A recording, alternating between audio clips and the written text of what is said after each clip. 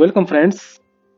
After learning the topics of polar plots and Bode plots, let us today learn resonant peak and bandwidth. So today the main points we shall discuss are: what is a resonant peak, what is normalized frequency, what is resonant frequency, what is bandwidth of a system, and what is corner frequency. So let us start first with the resonant peak. So as we shall discuss these two parameters on the underdamped second order system, so we start with the second order system. So as usual, we write the standard form of the second order system like Gs equal to omega n square divided by s square plus 2 eta omega ns plus omega n square. So this can be written in the standard form as 1 divided by 1 plus 2 eta s by omega n plus s square by omega n square. So if we assign s equal to j omega,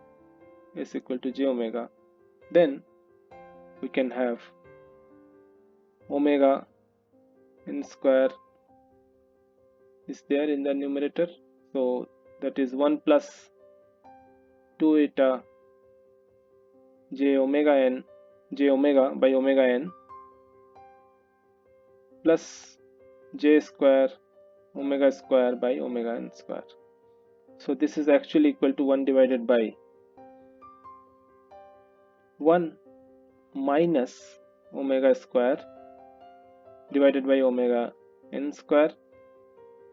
So real terms taken together plus j 2 omega by omega n. And here you have the damping ratio.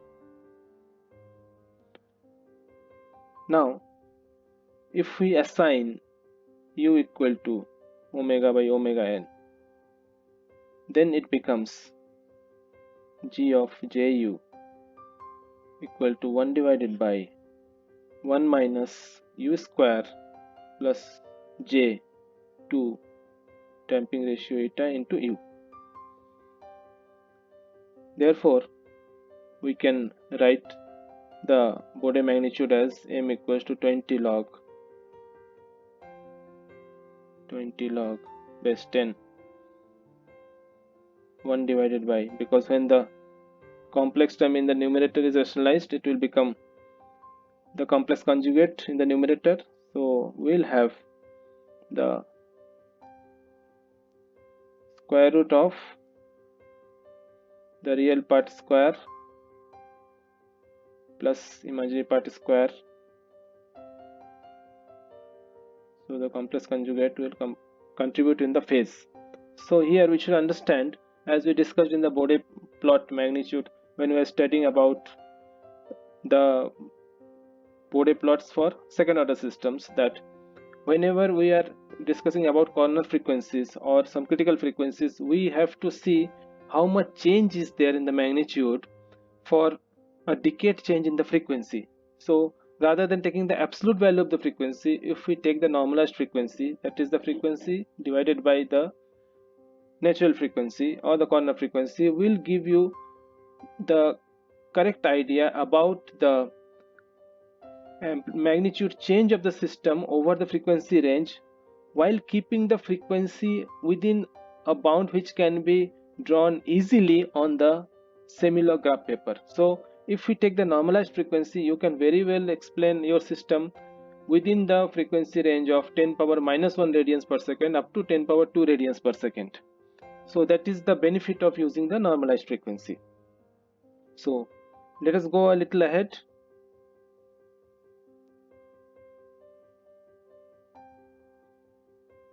From here we can write m equals to the magnitude m, this is equal to minus 20 log of base 10, and this is the square root of the terms in the bracket, that is 1 minus u square whole square plus 2 eta u whole square and the square root of this. So this is again written as equal to the square root I can take to the front, so this become minus 20 by 2, so that is minus 10 of log base 10. You have 1 minus u square whole square plus 2 eta u whole square of this.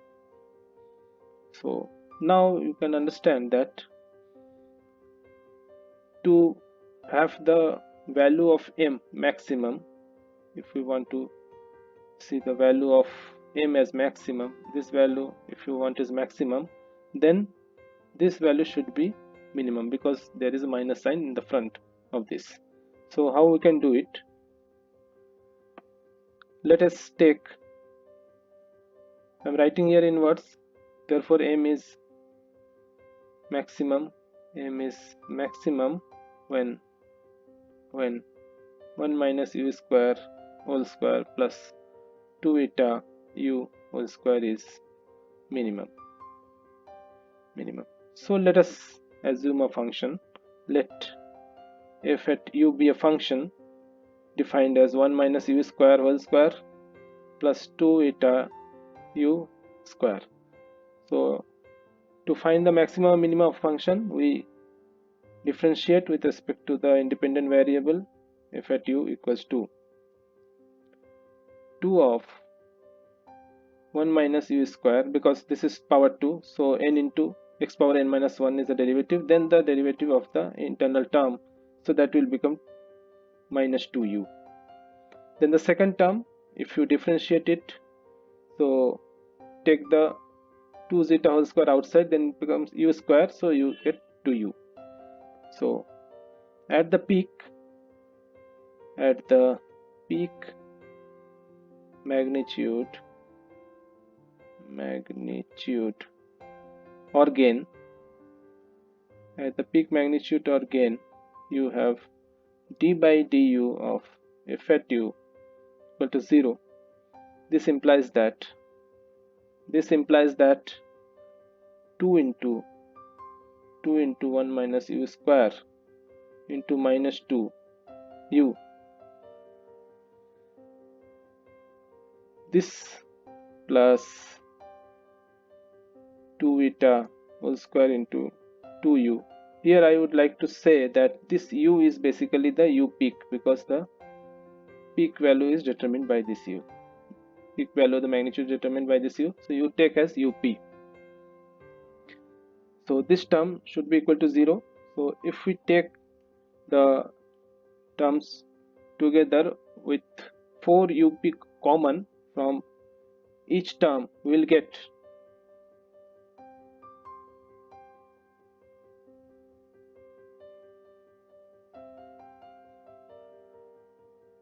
so we will get 4 up into up square minus 1 plus 2 eta damping ratio, this is equal to 0. But we know that up cannot be 0. Up is not equal to 0. Therefore, and up is greater than 0. Frequency cannot be 0 in our case, because we are considering the second order underdamped system. So here, not only this, up is greater than 0. So up square, this term, the second term in the factor, up square minus 1 plus 2 eta. Here this is 2 eta, this is square, 2 eta square equal to 0. So which implies that up square equal to 1 minus 2 eta square, and therefore we get up equals to square root of 1 minus 2 eta square. This is what we get, the normalized frequency for the resonant peak. So what should be the value of the resonant peak at this point? MR MR, the resonant peak, equals to minus 20 log base 10 into 1 minus UP square whole square plus 2 eta UP whole square, this power 1 by 2. So this will become equal to, after putting the values, we will get minus 20 log of base 10 4 eta square plus 4 eta square minus 8 eta power 4. So we get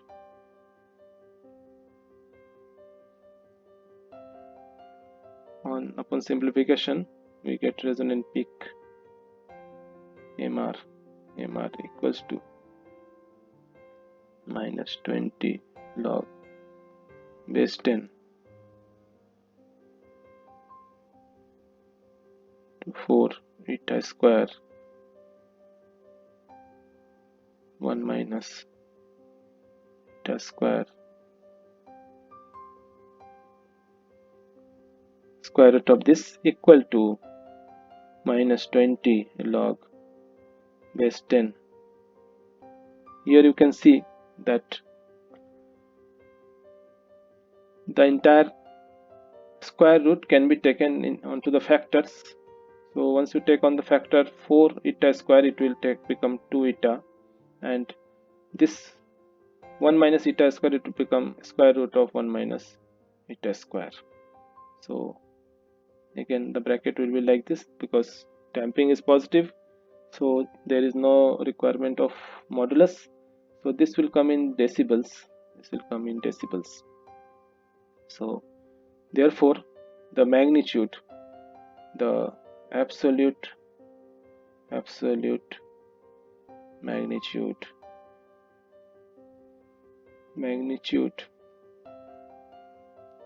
is equal to absolute magnitude of MR. MR in absolute term will be equal to, because you get the Bode as 20 log of something, so minus will come inside and it will become the denominator term. I write it here for convenience, log base 10, then 1 divided by 2 eta 1 minus eta square. So here MR should become 1 divided by 2 eta square root of 1 minus eta square. So this is how the resonant peak can be obtained, and make it very clear that the resonant peak in frequency domain is different from the overshoot, that is also a peak in the time domain. While these two peaks can be correlated by different formulae, but these two definitions are absolutely different. So similarly, let us talk about the bandwidth.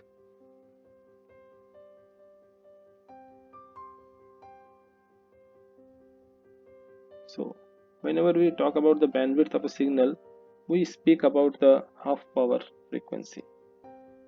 Bandwidth is basically the half power frequencies. So for a critically damped complex system model, the corner frequency should have an error of 3 decibels, which will determine its half power frequency.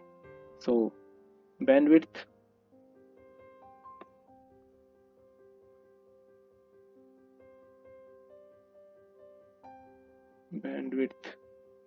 is determined by the half power frequency of the signal. So definitely here at 3 decibel error. So half power magnitude of of power magnitude is m equals to 1 by root 2, because this signal will have power which is the half at the corner frequency of the system, so that is proportional to the signal voltage square. So if we take the voltage, so this should be v square by 2, and square root of this is v by root 2. So that is how I am getting 1 by root 2. M is 1 by root 2. So magnitude already we have determined little ahead, that magnitude of a second order system in the terms of normalized frequency can be written as 1 divided by 1 minus u square whole square plus 2 eta u whole square, and the square root of this, so this is again equal to 1 by root 2.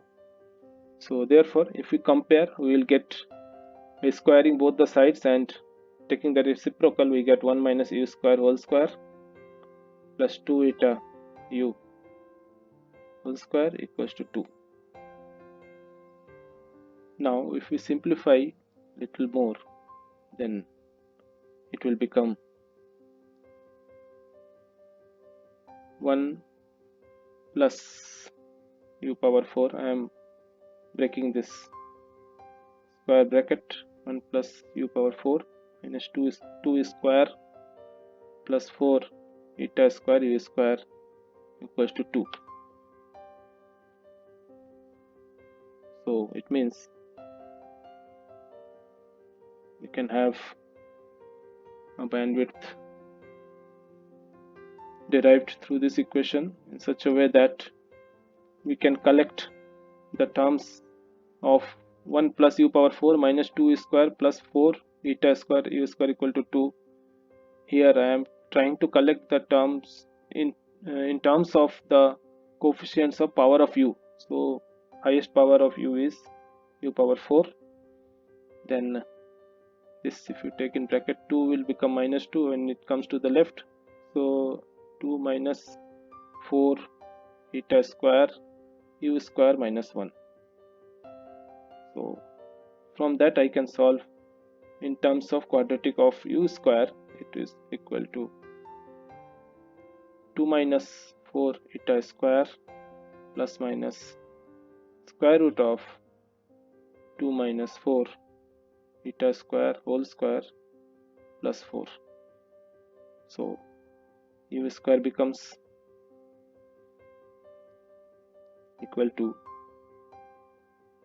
1 minus 2 eta square,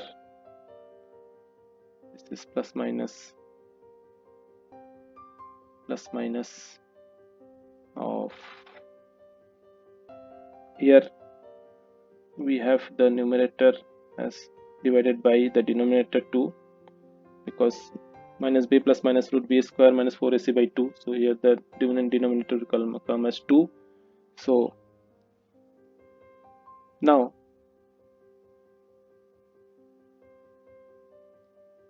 I am dividing the denominator, dividing the first two terms by 2, so it becomes 1 minus 2 eta square plus minus of this square root. This will become 1 minus 2 eta square plus 1. So this 2, denominator 2, when it goes inside the radical, it becomes 4. So 4 divided by 4 is 1. And when it goes inside the square bracket, it again becomes 2. So 2 divided by 2 is 1, and 4 divided by 2 is 2. Like that we can solve it. So then u square equal to 1 minus 2 eta square plus minus square root of 4 eta square minus 4 eta square plus 2. So this we are going to solve and simplify. So from here we can get the result as, sorry, this is 4 eta power 4, this is square, so 4 eta power 4 minus 2ab, so minus 2 into 2 eta square plus From here 1 will come, that will be added to the last one, so it will come 2. So that is what we will get for u square. So you get u square equal to 1 minus 2 eta square plus minus square root of this term. Now, because we want the bandwidth should be positive for whatever be the value of damping ratio, so we consider to taking the positive value of the second term. So therefore, this u square equal to 1 minus 2 eta square plus of square root of 4 eta power 4 minus 4 eta square plus 2. Here I would like to tell you that this is nothing but equal to bandwidth omega b square by omega n square. So therefore we can take very easily omega b square equal to 1 minus 2 eta square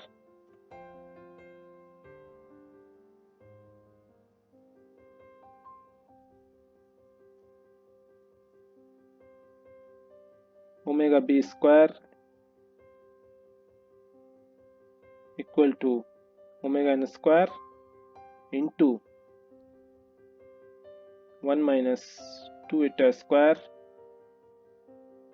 plus square root of 4 of eta power 4 minus 4 of eta square plus 2, and this is finally equal to giving you the bandwidth omega b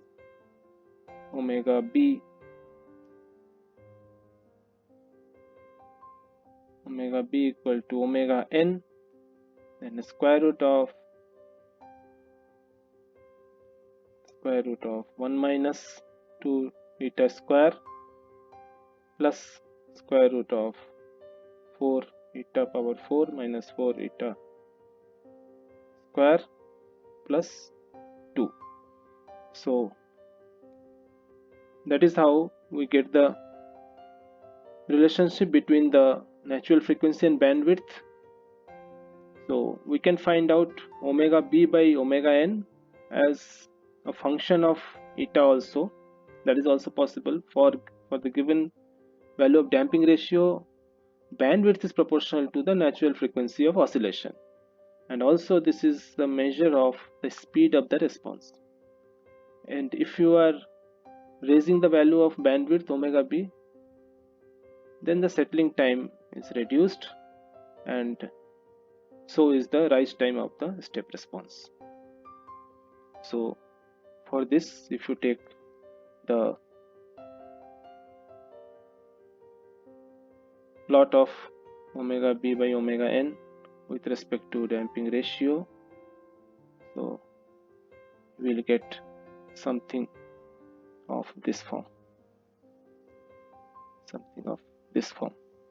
So we can plot it like 1.6, 1.2, 0.8, 0.40, like that here, 0.2, 0.4, 0.6, like that.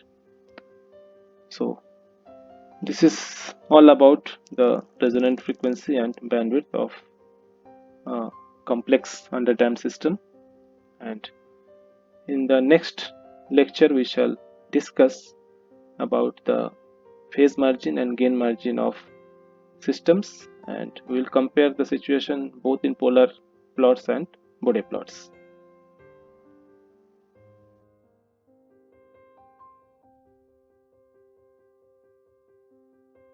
A standard textbook for control systems is by Professor M. Gopal. So most of the content is obtained from this textbook. E-version of the book is also available, and these are the two other reference books. We can make use of it. All the books are available as e-books, and if you find the lecture useful for you, press the like button, subscribe the channel, and set the bell icon for notifications. So this much for today. Thank you for your patient listening.